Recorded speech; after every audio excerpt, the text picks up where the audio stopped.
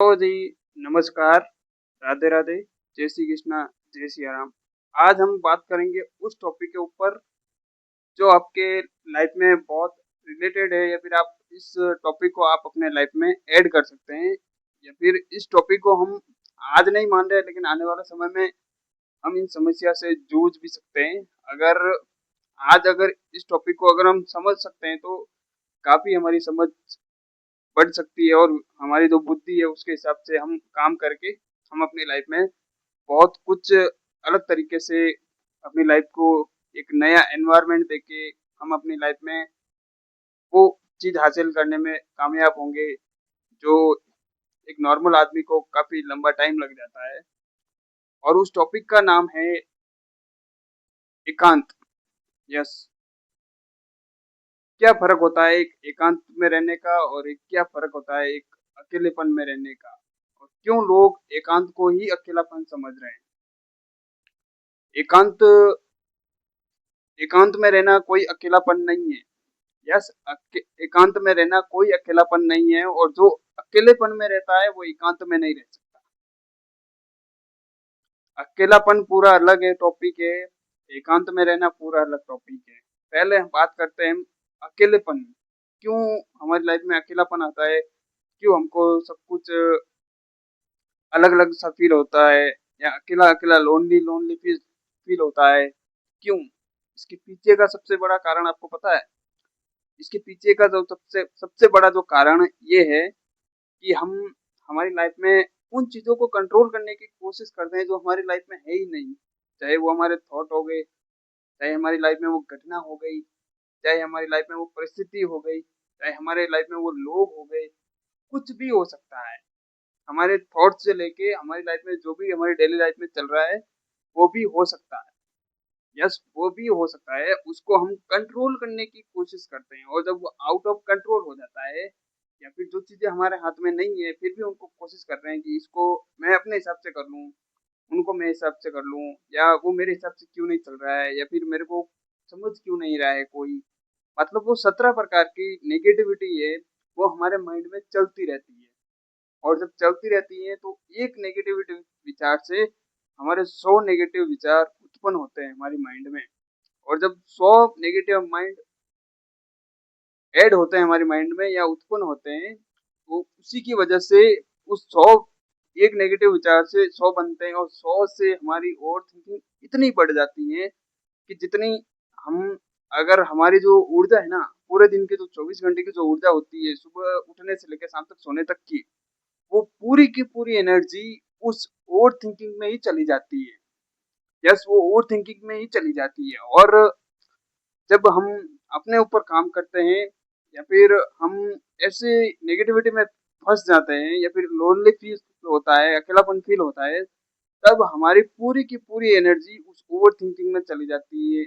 जहाँ पर वही एनर्जी हमको हमारे कामों में लगानी थी, हमारे पढ़ाई में लगानी थी, जॉब में लगानी थी, या फिर हम कोई भी काम कर रहे हैं उसमें लगानी थी।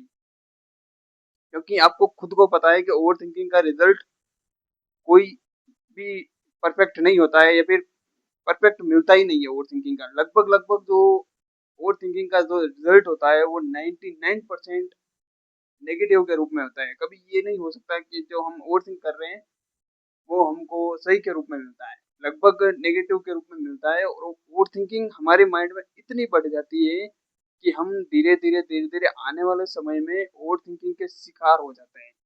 और ओवर थिंकिंग बढ़ती किससे है? सिर्फ एक, या तो छोटी सी गलती के कारण, या छोटे से भ्रम के कारण, या फिर एक छोटे से नेगेटिव विचार के कारण ही हमारी लाइफ में ओवर थिंकिंग का वो इतना बड़ा रूप हो जाता है कि हम 24 घंटे में से कम अगर नॉर्मली निकालें, तो हम 5 से 6 घंटे सिर्फ ओवर थिंकिंग में करने में लग जाते हैं। और जब ओवर थिंकिंग में इतने डूब जाते हैं जहाँ हमको खुद को भी नहीं पता होता है कि हम क्या कर रहे हैं, हमको क्या करना चाहिए, हम क्यों आए हैं यहाँ पर, या फिर हमको हमारा जो काम है वो हमसे क्यों नहीं हो रहा है, क्योंकि हम ओवर थिंकिंग के लूप में फंस गए हैं, एंजाइटी के लूप में फंस गए हैं। और जब एंजाइटी के लूप में फंसते हैं, तब हमारी लाइफ में सिर्फ अकेलापन ही महसूस होता है।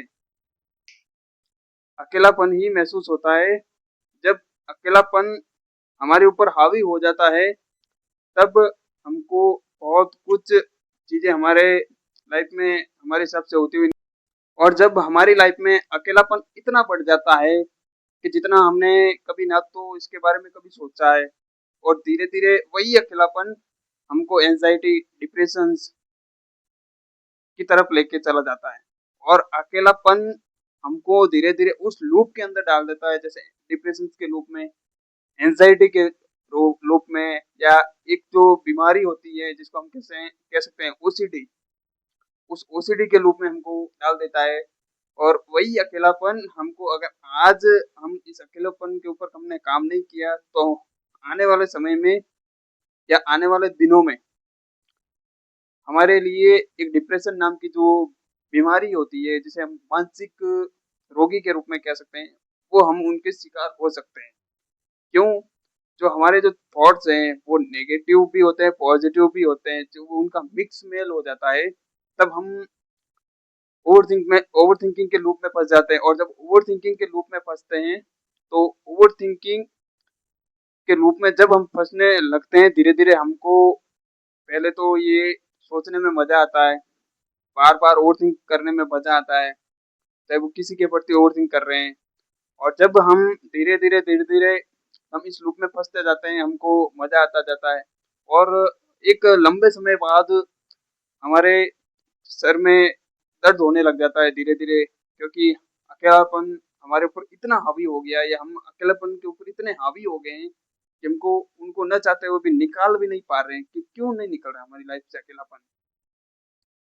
और अकेलापन सिर्फ़ और सिर्फ़ तुम्हारी एंग्ज़ायटी से लगता है तुमको, तुम्हारे डिप्रेशन से लगता है, और तुम्हारे जो जो तुम्हारे अकेलेपन में जो विचार है, जो तुम्हारे माइंड में जो थॉट्स हैं, वो 99% नेगेटिव के रूप में है, और जब नेगेटिव रूप में होता है, तो ओवरथिंकिंग 70 से 80% बढ़ती है। जब 99% नेगेटिव थॉट्स होते हैं, तो ओवरथिंकिंग 99% या 90% भी कह सकते हैं, वो इतनी बढ़ जाती है कि हमारे माइंड में सिर्फ़ वही चलता है। चाहे हमारे सामने वाला हमको क्या बोल रहा है, वो भी हमको नहीं दिखाई दे रहा है। हमको क्या काम करना है, वो भी नहीं दिख रहा है, क्योंकि हमारी लाइफ में ओवरथिंकिंग बढ़ती जा रही है, और जब ओवरथिंकिंग बढ़ती है, तब हम हमारी लाइफ में उन चीज़ों को हम भूल जाते हैं जो हमारी फर्स्ट प्रायोरिटी होती है। और हमारी फर्स्ट प्रायोरिटी क्या होती है, वो तुमको खुद को सेट करना पड़ता है। सुबह उठने से लेकर शाम तक सोने की फर्स्ट प्रायोरिटी आपको रखनी पड़ती है।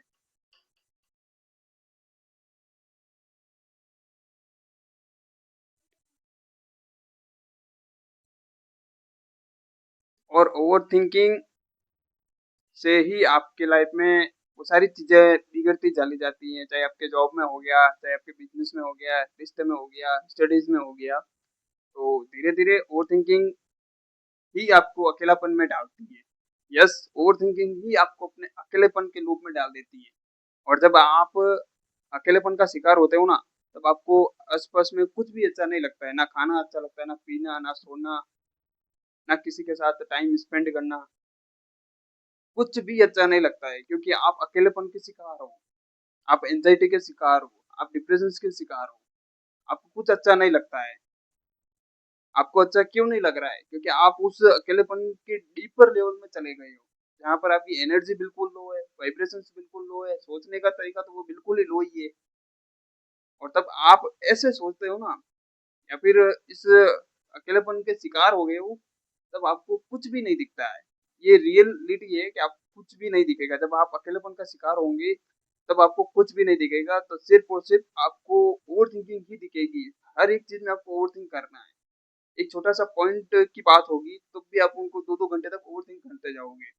तो इसीलिए अकेलेपन से बेस्ट आइडिया है बाहर निकलने का। अकेलेपन को आप तभी बाहर निकाल सकते हैं, जब आप अपने थॉट्स के ऊपर काम करेंगे, अपने वाइब्रेशंस, फ्रीक्वेंसीज़ के ऊपर काम करेंगे, और जो तुम्हारी फर्स्ट प्रायोरिटी है, जो सुबह उठने से लेकर शाम तक सोने की जो प्रायोरिटी है, अगर आप उनको पहले निपटाओगे कि मेरी जो प्रायोरिटी है, मैं उनको पहले उनके ऊपर काम कर लूँ, चाहे योगा हो गया, चाहे मेडिटेशंस हो गया, चाहे जिम हो गया, चाहे स्पोर्ट्स हो गया, कुछ भी, चाहे बुक्स पढ़ना हो गया, कुछ भी एक्स वाई जेड पर्टिकुलर, या आपका कोई छोटा से छोटा काम हो गया, चाहे आप किसी भी प्रोफेशंस में हैं, अगर आप उनको फर्स्ट प्रायोरिटी देते हैं, तब आप अकेलेपन से दूर होने लग जाते हैं, या फिर अकेलापन आपकी लाइफ में वो चला जाता है। और अब हम बात करते हैं एकांत में क्या फ़र्क होता है? पहले भी हमने बताया कि क्या फ़र्क होता है अकेलेपन में और एक एकांत में। क्यों लाइफ़ में एकांत में रहना ज़रूरी है और क्यों लाइफ़ में अकेलापन आता है? और सबसे बड़ी बात तो ये है कि हमारी लाइफ़ में बहुत से ऐसे हम सोशल मीडिया पर देखते हैं कि जो अध्यात्म के गुरु होते हैं, जैसे प्रेमानंद जी हो गए, बागेश्वर बाबा हो गए, बागेश्वर धाम वाले बाबा हो गए, कोई भी आप ले सकते हैं जो अध्यात्म के रूप में चले हुए हैं, जो अध्यात्म की सीढ़ी पे या स्पिरिचुअल जर्नी में चले हैं। आज तक की लाइफ में आप देख सकते हैं, आपकी लाइफ में सोशल मीडिया पे, यूट्यूब पे कहीं न कहीं आपको देखा ही होगा, आपने देखा ही होगा, जो अध्यात्म के लेवल पे हैं, जो डीपर लेवल में अध्यात्म में, जो नॉर्मल लेवल पे है उसका नहीं कह सकते, जो डीपर लेवल में अध्यात्म की श्रेणी में वो पहले आ चुके हैं या फिर जर्नी में आ चुके हैं, वो आज हमको समझाते हैं कि अध्यात्म क्या होता है, एकांत क्या होता है। तो इसके ऊपर हम बात करते हैं कि एकांत क्या होता है। एकांत पहले तो जो स्पिरिचुअलिटीज में जुड़े व्यक्ति है, चाहे वो कोई भी हो सकता है, बच्चा हो सकता है, बच्ची हो सकती है, या लेडीज जेंट्स कोई भी हो सकता है। जब वो स्पिरिचुअलिटी से जुड़ता है तब भी वो समझ सकता है कि एकांत वाकई में क्या होता है और एकांत क्यों जरूरी होता है हमारी लाइफ में। एकांत हमारी लाइफ में कब आता है? जब हम स्पिरिचुअलिटी से जुड़े होते हैं, जब अध्यात्म के रास्ते पे होते हैं हम, तभी हम इनको समझ सकते हैं। बाकी हम अदरवाइज लाइफ में होते हैं जो नॉन स्पिरिचुअल जर्नी होती है, हम उनको उनमें रह के हम एकांत को नहीं समझ सकते हैं। पढ़ जरूर सकते हैं एकांत क्या होता है, कैसे होता है। उसको अगर 5 मिनट पढ़ेंगे उसके बाद हम दिमाग से निकाल देंगे कि एकांत वाकई में क्या होता है। और जब हम एकांत में रहते हैं तब हम खुद से जुड़ते हैं, हमारी एनर्जी से जुड़ते हैं, हमारी वाइब्रेशन से जुड़ते हैं, हमारे थॉट से जुड़ते हैं, हमारे जो सोल है उनको डीपर लेवल तक हम जुड़ते हैं, उनसे डीपर लेवल में जुड़ते हैं। जब हम उन डीपर लेवल से जुड़ते हैं तब हम खुद को पहचानने लगते हैं। क्योंकि हम एकांत में जब बैठते हैं 5 मिनट, 10 मिनट, 15 मिनट, जितना आप बैठ सकते हो, अगर आप एकांत में बैठोगे ना, तब आपके अंदर वो चीजें बाहर आएगी जो आपके माइंड में चल रही थी। चाहे वो गंदगी हो गई, चाहे नेगेटिव थॉट हो गए, चाहे पॉजिटिव थॉट भी ले सकते हैं, चाहे पॉजिटिव थॉट हो गए, किसी लोगों को देखने का नजरिया हो गया। जब आप एकांत में होते हो, जब आत्मचिंतन करते हो, तब आपको धीरे धीरे वो रियलाइज होने लग जाता है कि एकांत में रहना कितना जरूरी है। और जब एकांत में आप रहते हो ना, तब एकांत में रहते हो तो तुम खुद से जुड़ते हो।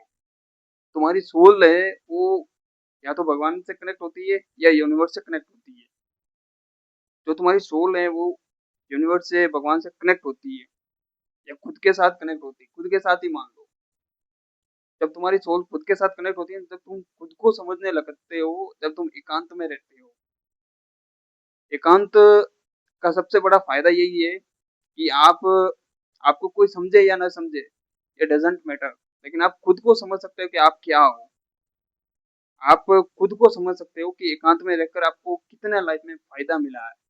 क्योंकि आपको खुद को पता है कि जो नॉन एकांत वाली लाइफ है, जिसमें लोग एकांत में नहीं रह पाते हैं आज के समय में, वो आप उनको खुद को देख सकते हो कि उनकी लाइफ में कितना लोनलीनेस आ रहा है, कितनी एंजाइटी बढ़ रही है, कितने डिप्रेशन के शिकार हो रहे हैं, और कितने गलत चीजों में उनकी एनर्जी जा रही है, कितने उन कामों में एनर्जी लगा रहे हैं जहाँ पर उनको रिटर्न तो छोड़ो, उनको कुछ कोई लोग कहने वाला भी नहीं होता है कि तुम यहाँ गलत, तुम्हारी एनर्जी क्यों जा रही है। या फिर उन खुद को भी फील नहीं होता है कि हमारी हमारी एनर्जी कहाँ जा रही है। ये बात उनको भी फील नहीं होती है ना कि उनकी जो एनर्जी है वो कहाँ जा रही है। तो इसीलिए कहते हैं कि अकेलापन आपकी लाइफ को खा जाता है और एकांत आपकी लाइफ को समझता है, आपको समझता है। यूं ही लोग या फिर यूं ही जो अध्यात्म के गुरु रहे हैं आज तक, जितने भी रहे हैं, वो यूं ही नहीं कहते हैं कि एकांत में रहो। वो उन्होंने भी तो कुछ ना कुछ तो फील किया होगा, जब हम आज हमको बता रहे हैं कि अकेलेपन से बेटर है एकांत में रहना। अकेलापन शिकार होता है या फिर हम अकेलापन का शिकार तब होते हैं जब हम अपनी लाइफ में बहुत कुछ करने के बाद भी हमारी लाइफ से अपना हमारे हिसाब से नहीं होता है। लोग हमारे साथ गलत व्यवहार करके भी चले जाते हैं और हम ओवर थिंकिंग के शिकार हो जाते हैं।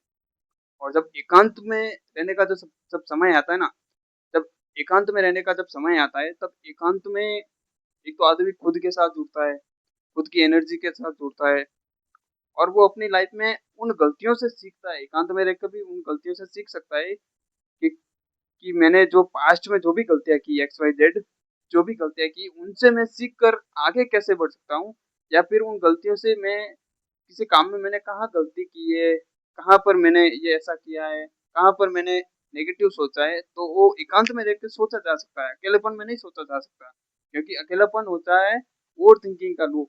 जब ओवरथिंकिंग बढ़ती है तो वहाँ पर आपको सोचने का समय नहीं मिलता है और एकांत में रहने का मतलब ये है कि आप भगवान से जुड़े रहते हो, आप अध्यात्म में से जुड़े रहते हो, आप खुद के साथ जुड़े रहते हो और डिसाइड अब से आपको डिसाइड करना है कि आपको अकेलेपन का शिकार बनना है या फिर एकांत में रहना है। क्योंकि एकांत भी आपको वही सिखा रहा है और जो अकेलापन है, एकांत आपको सिखा रहा है।